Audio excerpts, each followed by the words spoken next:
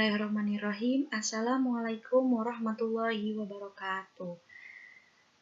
Perkenalkan, nama saya Arum Adining Tias, NIM 21101011178, kelas A, A2, dengan dosen pembimbing Ibu Fatiatur Rohmah, SST MKes, Program Studi Kebidanan, Program Sarjana dan Pendidikan Profesi Bidan, Fakultas Ilmu Kesehatan Universitas Aisyah Yogyakarta tahun 2022. Di sini saya akan menjelaskan tentang sistem kardiovaskuler, sebuah tugas mata kuliah fisiologi. Sistem kardiovaskuler adalah sistem dalam tubuh yang mengedarkan darah untuk keperluan pertukaran zat dan gas. Terdiri dari yang pertama yaitu jantung sebagai pompa, lalu memompa darah ke seluruh tubuh. Yang kedua, pembuluh darah sebagai pipa penghubung antara jantung dengan sel. Yang ketiga, darah sebagai zat pengangkut, O2, zat gizi, CO2, hormon, enzim, dan sisa metabolisme. Jantung. Jantung merupakan suatu organ otot berongga yang terletak di pusat dada. Bagian kanan dan kiri jantung masing-masing memiliki ruang sebelah atas atrium yang mengumpulkan darah, dan ruang sebelah bawah atau ventricle yang mengeluarkan darah.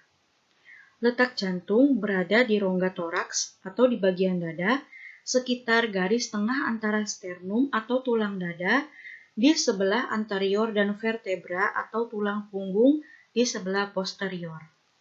Rongga dada, oleh karena adanya pulmo dan pleura, rongga dada dibagi menjadi 3 ruangan, yaitu cavum pleura dan mediastinum. Mediastinum oleh suatu garis imaginer antara angula sterni dan vertebra thoracalis 4 dibagi menjadi mediastinum superior dan mediastinum inferior. Mediastinum inferior oleh karena adanya jantung dan perikardium dibagi lagi menjadi 3. Yang pertama yaitu mediastinum anterior, mediastinum media, dan yang ketiga yaitu mediastinum posterior. Yang selanjutnya yaitu ruang jantung. Ruang jantung dibagi menjadi separuh kanan dan kiri dan memiliki 4 ruang. Bilik bagian atas dan bawah di kedua belahannya, bilik-bilik atas, atria, atrium tunggal, menerima darah yang kembali ke jantung dan memindahkannya ke bilik-bilik bawah. Ventricle yang memompa darah dari jantung, kedua belahan jantung dipisahkan oleh septum, suatu partisi otot kontinu yang mencegah pencampuran darah dari kedua sisi jantung. Pemisah ini sangat penting menerima dan memompa darah beroksigen rendah, sementara sisi kiri jantung menerima dan memompa darah beroksigen tinggi. Selanjutnya yaitu ada katup-katup jantung, berfungsi mempertahankan aliran darah searah melalui bilik-bilik jantung. Setiap katup berespon terhadap perubahan tekanan. Katup-katup terletak sedemikian rupa sehingga mereka membuka dan menetap secara pasif karena perbedaan tekanan. Serupa dengan pintu satu arah. Katup dibagi lagi menjadi 2. Yang pertama yaitu katup atrioventrikular. Letaknya di antara atrium dan ventricle. Katup yang terletak di antara atrium kanan dan ventricle kanan terdiri dari 3 katup disebut katup trikuspid. Katup yang terletak di antara atrium kiri dan ventricle kiri terdiri dari 2 katup disebut katup mitral.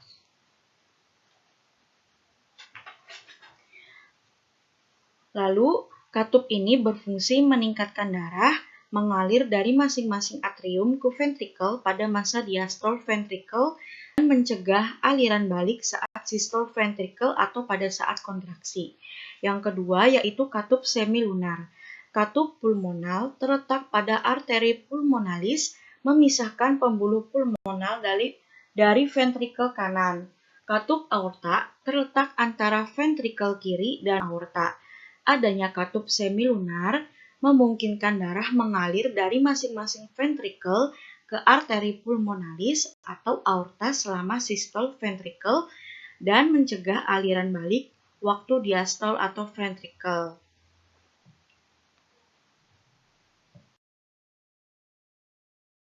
Jantung. Letak jantung berada di rongga dada atau bagian toraks. Terdiri dari 4 ruang, yaitu 2 atrium, atrium serambi kanan, dan atrium kiri. Lalu 2 ventricle, ventricle bilik kanan, dan ventricle kiri. Atrium kanan berfungsi sebagai penampungan darah yang rendah O2 dari seluruh tubuh. Darah tersebut mengalir melalui vena cava superior, vena cava inferior, sinus coronarius yang berasal dari jantung sendiri, kemudian darah dipompakan ke ventricle kanan lalu ke paru. Lalu atrium kiri berfungsi menerima darah yang kaya akan O2 dari kedua paru melalui 4 buah vena pulmonalis. Kemudian darah mengalir ke ventricle kiri lalu ke seluruh tubuh melalui aorta. Kedua atrium tersebut dipisahkan oleh sekat yang disebut septum atrium. Lalu selanjutnya ventricle kanan menerima darah dari atrium kanan dan dipompakan ke paru-paru melalui arteri pulmonalis.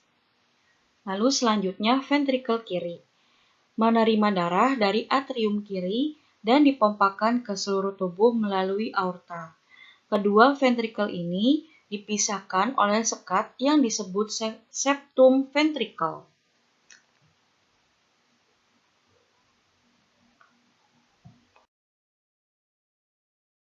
Karakteristik otot jantung. Jantung merupakan organ otot yang dilapisi oleh selaput perikardium. Otot jantung mempunyai tipe tersendiri, berbeda dengan otot polos maupun otot lurik. Sifat kontraksi otot jantung. Kontraksi otot jantung manusia merupakan kontraksi miogenik, yaitu kontraksi yang diawali kekuatan rangsang dari otot jantung itu sendiri dan bukan dari syaraf. Mekanisme kontraksi jantung. Aktivitas kontraksi jantung untuk memompa darah ke seluruh tubuh didahului oleh aktivitas listrik. Nodus sinoatrial atau nodus SA yang terletak pada celah antara vena cava superior dan atrium kanan mengawali gelombang depolarisasi secara spontan sehingga menyebabkan timbulnya potensial aksi yang disebarkan melalui sel-sel otot atrium. Nodus atrioventrikular, nodus AV, berkas His, serabut Purkinje, dan akhirnya ke seluruh ventricle. Ini merupakan gambar pusat picu jantung. Selanjutnya ada sirkulasi jantung. Atrium menerima darah dari vena, ventricle memompa darah ke arteri, aliran darah melalui jantung diatur oleh katup yang membuka ke satu sisi. Aliran darah hanya mengalir satu arah. Darah dari seluruh tubuh kembali ke jantung atrium kanan melalui vena cava, menuju ventricle kanan melalui katup tricuspidalis. Dari ventricle kanan, darah dipompa menuju paru-paru melalui katup semilunaris pulmonalis. Darah teroksigenasi dari paru-paru ke atrium kiri, kemudian ke ventricle kiri melalui katup bicuspidalis. Dari ventricle kiri, darah melalui katup semilunaris aorta ke aorta, lalu ke seluruh tubuh. Di sini ada gambar, yaitu tentang aliran darah jantung ke seluruh tubuh. Di sini ada vena pulmonalis, arteri pulmonalis, lalu paru-paru, serambi kiri, bilik kanan, lalu paru-paru. Di sini ada arteri pulmonalis membawa darah yang banyak mengandung CO2 ke paru-paru. Lalu serambi kanan berfungsi menerima darah kotor dari seluruh tubuh. Bilik kanan memompa darah kotor dari jantung menuju paru-paru. Paru-paru berfungsi sebagai penyuplai oksigen ke dalam darah. Vena pulmonalis mengalirkan darah yang kaya oksigen atau O2 dari paru-paru menuju jantung. Serambi kiri menerima darah bersih dari paru-paru, lalu bilik kiri berfungsi fungsi memompa darah bersih ke seluruh tubuh.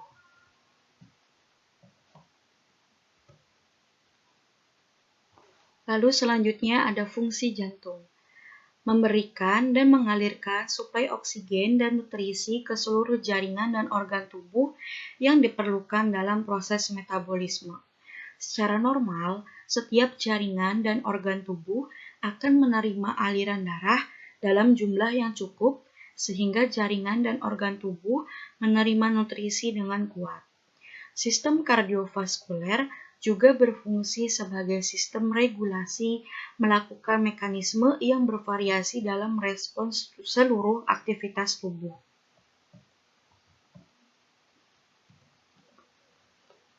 Pembuluh darah manusia. Pembuluh darah adalah prasarana jalan bagi aliran darah. Darah itu sendiri adalah cairan jaringan tubuh. Fungsi utamanya adalah mengangkut oksigen yang diperlukan oleh sel-sel di seluruh tubuh. Darah juga menyuplai jaringan tubuh dengan nutrisi, mengangkut zat-zat sisa metabolisme, dan mengandung berbagai bahan penyusun sistem imun yang bertujuan mempertahankan tubuh dari berbagai penyakit. Hormon-hormon dari sistem endokrin juga diedarkan melalui darah. Pembagian darah itu sendiri yaitu plasma darah 55%, sel-sel darah 45% yang terdiri dari sel darah merah eritrosit, lalu sel darah putih leukosit, dan keping-keping darah atau trombosit. Fungsi darah itu sendiri yaitu mengambil oksigen atau zat pembakaran dari paru-paru untuk diedarkan ke seluruh jaringan tubuh, mengangkut karbon dioksida dari jaringan untuk dikeluarkan melalui paru-paru, mengambil zat-zat makanan dari usus halus untuk diedarkan dan dibagikan ke seluruh jaringan atau alat tubuh, lalu mengangkat atau mengeluarkan zat-zat yang tidak berguna bagi tubuh untuk dikeluarkan melalui ginjal dan kulit. Lalu sebagai pertahanan tubuh terhadap serangan penyakit dan racun dalam tubuh dengan perantara leukosit dan antibodi atau zat-zat anti racun. Lalu selanjutnya menyebarkan panas ke seluruh tubuh.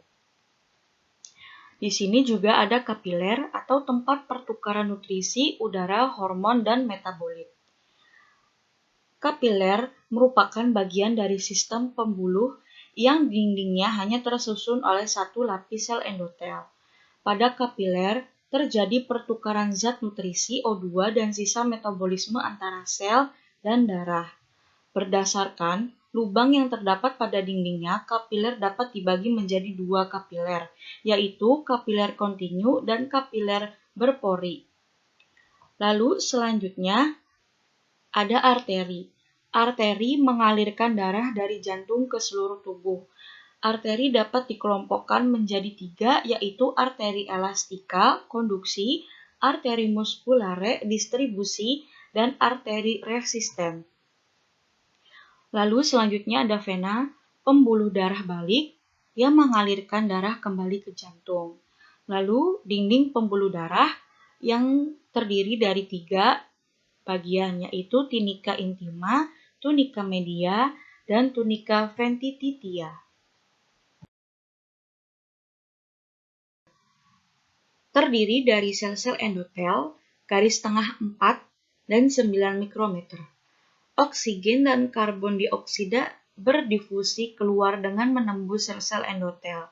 Glukosa berdifusi melalui celah-celah atau pori-pori antar sel. Satu-satunya pembuluh darah yang dindingnya memungkinkan terjadinya pertukaran antara darah dan cairan interstitial.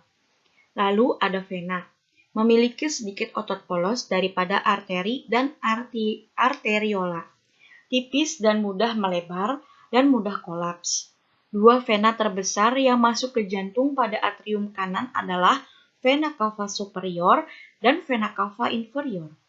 Tekanan darah dalam vena rendah, maka aliran balik vena dicegah dengan katup-katup dan pompa otot. Peredaran darah manusia. Berdasarkan arah alirannya, peredaran darah manusia dibagi menjadi dua, yaitu peredaran darah besar peredaran darah dari jantung ke seluruh bagian tubuh, kemudian kembali ke jantung. Peredaran darah kecil, jalur peredaran darah kecil lebih pendek daripada peredaran darah besar. Darah dari jantung bilik kanan mengalir ke paru-paru dan kembali lagi ke jantung. Selanjutnya ada tekanan darah. Tekanan darah adalah tekanan yang dibutuhkan oleh aliran darah untuk mengatasi tekanan dinding pembuluh darah. Tekanan darah dipengaruhi oleh cardiac output dan tahanan perifer. Cardiac output dipengaruhi oleh stroke volume dan frekuensi denyut jantung. Tahanan perifer dipengaruhi oleh kekentalan darah, panjang pembuluh darah, dan diameter pembuluh darah. Selanjutnya yaitu tekanan darah. Yang pertama ada tekanan darah sistolik, yaitu tekanan tertinggi di ventrikel kiri dan aorta saat sistol, yaitu normal, yang hasilnya kurang dari 130 mmHg. Yang kedua, tekanan darah diastolik, yaitu tekanan darah terendah aorta, tercapai pada akhir diastol, normal dengan hasil kurang dari 90 mmHg. Cara membacanya yaitu misalnya hasil dari darah sistolik 110 dan darah diastolik 80, maka dibacanya 110/80 mmHg. Yang ketiga yaitu tekanan pulsus, yaitu selisih tekanan sistolik dengan diastolik. Contoh tekanan sistolik 120 mmHg, tekanan diastolik 80 mmHg, maka tekanan pulsus yaitu 120 mmHg dari hasil tekanan sistolik dikurangi 80 mmHg dari hasil tekanan diastolik. Maka dari hasil pengurangan tersebut hasilnya 40 mmHg tekanan pulsus. Yang keempat, tekanan rata-rata, tekanan diastolik ditambah 1/3 tekanan pulsus.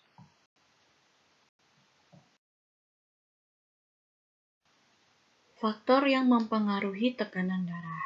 Yang pertama, tahanan tepi pembuluh darah. A.